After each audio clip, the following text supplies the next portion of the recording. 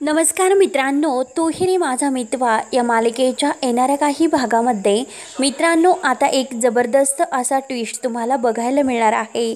कारण हे बघा, आता अर्णवने जरीही लावण्याशी साखरपुडा केला असला तरीसुद्धा आता अर्णवला इतका त्रास होतो आणि त्याचा त्रास जो काही आहे तो अंजली पाहते। अंजलीला मात्र हे मान्य नाही, कारण तिला फक्त आणि फक्त ईश्वरी आणि अर्णव हे दोघं एकत्र यायला हवे आहेत म्हणून तिचं हे स्वप्न असतं। परंतु अर्णवची ती अवस्था बघून अंजली चक्कर येऊन पडलेली असते आणि अंजली चक्कर येऊन पडल्यानंतर सारखी ईश्वरी ईश्वरी असे म्हणत असते आणि ईश्वरीला आता अर्णव घाईने आणण्यासाठी जातो। कारण आता आकाश जेव्हा खूप कॉल करतो तर आता ईश्वरीचा साखरपुडा असल्यामुळे तो कॉल कोणी घेत नाही। परंतु आता जेव्हा आता अर्णव घाईने तिकडे यायला निघतो, अर्णवच्या मनामध्ये काहीतरी आपल्यापासून दूर जात आहे आणि एक खूप मोठा धोका आपल्याबरोबर होत आहे। त्यासाठी अर्णवचं मन काही मानायला तयार नसते। एकतर अंजलीची अशी अवस्था झालेली असते, ती बेशुद्ध पडलेली असते आणि सारखी ईश्वरी ईश्वरी केल्यामुळे अर्णव घाईने गाडी काढतो आणि ईश्वरीला आणायला तो तिकडे निघतो। मात्र आता इकडे राकेश आणि ईश्वरी या दोघांचा साखरपुडा पार पडत आहे। हे ऐकल्यानंतर मात्र आता अर्णवला अगदी धक्काच बसलेला असतो, कारण ईश्वरी आपल्याला सोडून जात आहे ही गोष्ट काही त्याला सहन होत नाही। कारण तो ईश्वरीवर प्रेम तर खूप करत असतो, परंतु राकेश आता हा नराधम आपल्या बहिणीला अंजली ताईला फसवतो। हे अर्णवला सहन होत नाही। अर्णव आता हे सर्व सत्य अंजलीला सांगण्याचे ठरवतो, परंतु आता अंजली प्रेग्नेंट असल्यामुळे आणि एकतर तिला असं चक्कर आल्यामुळे आपण तिला हे सत्य नाही सांगू शकत। आता ह्या राकेश म्हणजे या नराधमाने आपल्याला इतकं फसवले, आपल्या बहिणीला सुद्धा। राकेश तर अगदी हसत असतो, कारण तो आता अर्णवला म्हणलेला असतो की तुला जे काही करायचे आहे ते तू करू शकतो, कारण अंजलीवर कधीही मी प्रेम केलं नाही आणि मी तिला अगदी शेवटपर्यंत तिची साथसुद्धा देणार नाही, कारण मला ईश्वरीशी लग्न करायचे आहे। त्यानंतर मात्र आता अर्णवला खूपच राग आलेला असतो। आता अंजलीला पासून हे सत्य तर आता लपवावंच लागेल, परंतु यातून फक्त एकच मार्ग आपल्याला आहे की तो म्हणजे आता ईश्वरीची हे लग्न करणे। ईश्वरीची जर आपण लग्न केले तरच आपल्या ताईचा संसार वाचू शकतो। यासाठी मात्र त्याने ईश्वरीची लग्न करण्याचा घाईने निर्णय घेतलेला असतो। आता ते लग्न घाईने तो मंदिरात करणार असतो आणि ते लग्न करून मात्र आता तो नम्रता आणि आकाश या दोघांच्या लग्नाच्या दिवशी हे लग्न करतो आणि ईश्वरीला आता जो अर्णवचं हे वागणं काही समजत नाही की अर्णव सर का असे वागतात, कारण एका शब्दाने मात्र ईश्वरीने खूप मोठा अर्णवचा गैरसमज केलेला असतो। कारण जेव्हा राकेश हा ईश्वरीला म्हणलेला असतो की मी तुझ्याशी लग्न करणार आहे आणि अंजलीला मीच अगदी सोडून देणार आहे, तेव्हा आता ईश्वरी त्याला म्हणलेली असते की तुम्ही अंजली ताईंना का डिव्होर्स देत नाही, त्यांच्याशी असणारं नातं तुम्ही का तोडत नाही, असे रागाने मात्र ती म्हणलेली असते। परंतु तिच्या मनात आता ह्या राकेशला धडा शिकवायचा असतो, कारण अंजलीशी नातं तोडावे हे नाही काही नसते। परंतु जो गैरसमज आता अर्णवने करून घेतलेला असतो, तर त्या गैरसमजामुळे आता अर्णव घाईने ईश्वरीशी लग्न तर करतोच, परंतु आता ईश्वरीला काही कळत नाही। ईश्वरी म्हणते की अर्णव सर काय इतके रागात बघत असतील, नक्की काय झालं असेल। तेव्हा आता अर्णव रागाने ईश्वरीचा हात धरतो आणि तिला आतमध्ये घेऊन जातो। त्यानंतर मात्र तो ईश्वरीला हे सर्व काही सांगतो। खाली सर्वजण ईश्वरी आणि अर्णव कुठे गेले असतील म्हणून त्यांना इकडे तिकडे शोधत असतात, परंतु अर्णव ईश्वरी रूममध्ये असतात आणि त्यांचं हे जे काही कॉन्ट्रॅक्ट आहे तर ते कॉन्ट्रॅक्ट मॅरेजचं जे काही ठरलेलं आहे तर ते मात्र आता ईश्वरीला मान्य करावे लागते। कारण ईश्वरीला असं वाटतं की आपण राकेशबद्दल अर्णव सरांना सांगणार होतो, पण तरीसुद्धा अर्णव सरांनी इतका मोठा गैरसमज करून घेतला। ईश्वरीला आता हे सहन होत नाही, पण ती आपल्या आकाश आणि नम्रताताईच्या लग्नासाठी मात्र अर्णवशी लग्न करण्याचा घाईने निर्णय घेते। एकतर आता तिचं अर्णववर प्रेम तर असते, परंतु राकेशवर कधीही तिचं मन नाही। ती कधीही अगदी प्रेमाने राकेशला जवळसुद्धा तिने मानलेलं नाही, परंतु जबरदस्तीने हा राकेश तिच्याशी लग्न करत असतो। त्यानंतर मात्र आता म्हणजे जे अर्णवने तिला कॉन्ट्रॅक्ट मॅरेजबद्दल सांगितलेलं आहे, तर ते कॉन्ट्रॅक्ट मॅरेजबद्दल मात्र ईश्वरी कुणाला काही सांगत नाही. आणि घाईने जेव्हा अर्णव आणि ईश्वरी लग्न करून जेव्हा येतात तेव्हा आता सर्वांना एक प्रकारचा धक्का बसलेला असतो. आकाश, अंजलीताई आणि मामा यांना तर अगदी खूप आनंद होतो, परंतु वल्लरी आणि लावण्य यांची तर खूपच जळफळाट होत असतो. लावण्याला असं वाटतं की आता याने आपला साखरपुडा तर आपल्याशी केली, परंतु लग्न मात्र तो त्या ईश्वरीशी करून आला, म्हणून लावण्याला इतकं काही राग येतो. लावण्य लगेच अर्णवच्या जवळ येते आणि अर्णवला म्हणते की तुम्हाला इतका मोठा धोका दिलास. अर्णव काही उत्तर देत नसतो. त्यानंतर मात्र अर्णव रागानेच ईश्वरीकडे बघत असतो. कुणाला काही समजत नाही की अर्णवने इतका मोठा डिसिजन का घेतला असेल. एकतर तो लावण्याशी आता साखरपुडा करायला तयार झाला आणि अंगठीसुद्धा आता एकमेकांच्या हातामध्ये घातली. मग नक्की ह्या सर्वामागे काय असेल, म्हणून त्याला आता सर्वांच्या समोर हे सत्य सांगू किंवा नको सांगू हे काही कळत नसतं. तो डायरेक्ट आता ईश्वरीशी लग्न करतो. अंजलीला आनंद होतो. अंजलीला असं वाटतं की शेवटी अर्णवचा आनंद त्याला मिळाला, परंतु अर्णवच्या मनात तर वेगळंच काही असते राकेशला धडा शिकवण्यासाठी. कारण आपल्या अंजलीताईसाठी तो राकेशचं काही बिघडू शकत नाही, परंतु रागाने मात्र जेव्हा तो राकेशकडे बघत असतो आणि ईश्वरीकडे, तेव्हा आता राकेशला संशय येतो नक्की ह्या अर्णवला काय झालं असेल आणि त्याने तर आता ह्या ईश्वरीशी लग्न केले. आता राकेशला खूपच राग येत असतो की जेव्हा तो ईश्वरीशी लग्न करतो, राकेशला असं वाटतं की आता ईश्वरी कायमची आपली नाही राहिली. अर्णवने तर जे करायचे होते ते केले.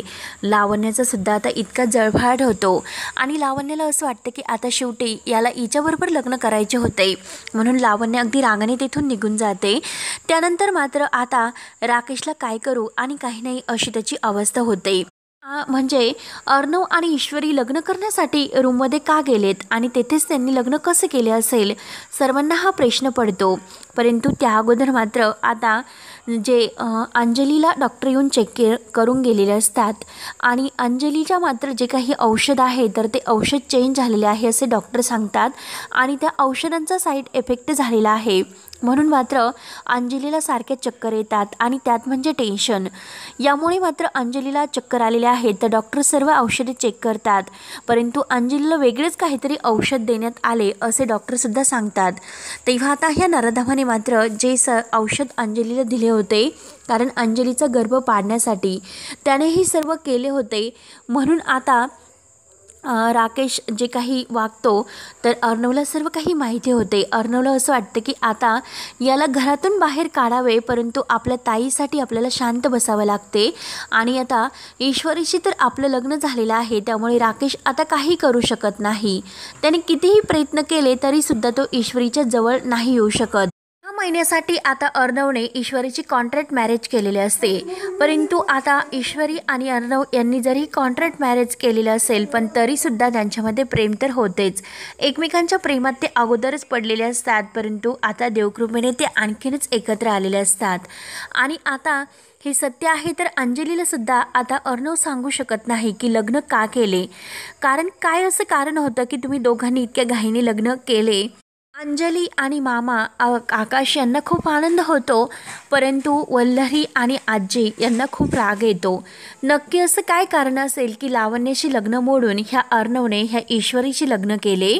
ईश्वरी अगोदर या लग्नाला तयार नसते. ईश्वरी अर्णवला म्हणलेली असते की तुम्ही कॉन्ट्रॅक्ट हे 6 महिन्यासाठी मला करण्यासाठी लावतात, म्हणजे लग्न म्हणजे हे नातं काय असतं हे तुम्हाला माहिती नाही. शेवटी नम्रता आणि आकाश या दोघांच्या नात्यासाठी ईश्वरीला हे लग्न करावे लागते आणि अंजलीचा संसार तिला वाचवायचा असतो, म्हणून आता हे लग्न या दोघांनी केलेले असते. आत्या मात्र आता ईश्वरीला खूप बोलत असते की ईश्वरी, तू राकेशशी लग्न मोडलेले होते हे तुला माहिती होतं, राकेश चांगला नव्हता, परंतु तू अर्णवशी इतक्या घाईने लग्न का केले. सगळेजण आता ईश्वरीला बोलत असतात की नक्की काय झाले असे की तुम्ही हे लग्न केले म्हणून. आणि आता अर्णव आणि ईश्वरीला त्यांनी लग्न कुठे केले, काय केले हे सगळं काही आठवते. अर्णवला खूप पश्चाताप होत असतो. तो अंजलीला आता म्हणत असतो की मला माफ कर, कारण माझ्याकडे कोणताही पर्याय नव्हता. कारण आता अंजलीताई, तुझ्यासाठी, तुझा संसार वाचवण्यासाठी मला हा निर्णय घ्यावा लागला. कारण आता अर्णव हा ईश्वरीला एका मंदिरात रागानेच घेऊन आलेला असतो आणि तेथे मात्र आता त्यांनी हे लग्न केलेले असते. आणि त्याच वेळेस मात्र आता जेव्हा सुप्रियासमोर वल्लरी आलेली असते, आत्तापर्यंत सुप्रियाने मात्र वल्लरीला बघितलेले नाही, परंतु आता जेव्हा ती वल्लरीला बघते तेव्हा मात्र सुप्रियाला आता मागचे सर्व क्षण आठवतात. कारण ह्या सुप्रियामुळे आपल्या आयुष्याचा अगदी खेळ ह्या सुप्रियाने करून ठेवला होता. आणि सुप्रिया मात्र आता ही कोण आहे, तर ती अर्णवची मामी. आणि आता हे सत्य समजल्यानंतर आता सुप्रियाला खूप मोठा धक्का बसतो. कारण आता ह्या सुप्रियाने इतका मोठे कारस्थान केले आणि त्यांच्याच घरामध्ये आता ईश्वरीचं लग्न होते, तर सुप्रियाला आता अगदी वल्लरीचा राग येतो. परंतु अंजली अर्णव हे खूप चांगले आहेत आणि ह्या वल्लरीने आत्ता जे काही पाप केलेलं आहे तर त्या पापाची शिक्षा तिला मिळायला हवी. कारण अर्णवच्या आईवडिलांचा संसार उद्ध्वस्त करणारी ही दुसरी तिसरी कोणी नाही, तर ही वल्लरी आहे हे सत्य सुप्रियाला माहिती असते. म्हणून सुप्रियाने आता वल्लरीला अगदी धमकावलेलं असतं की आता मात्र ईश्वरीला एकही शब्द बोलायचा नाही. आणि ईश्वरीला जर टोमणा मारण्याचा प्रयत्न केला, तिला जाब विचारला की तू हे लग्न का केले, तर मात्र मी आता तुझेही जे काही कारस्थान आहे तर ते सर्वांसमोर सांगेल. कारण तेव्हा तू माझ्या इज्जतीवर जो काही डाग लावला होता आणि अर्णवच्या वडिलांच्या, हे मी नाही विसरू शकत. कारण अर्णवच्या वडिलांची आणि माझी काही चूक नसताना आमची जी बदनामी झाली ती मात्र केवळ तुझ्यामुळे. कारण तुझे काही वागली तर ते मात्र अगदी विचित्र वागली आणि अर्णवचा आई वडिलांचा संसार तू उद्ध्वस्त केला.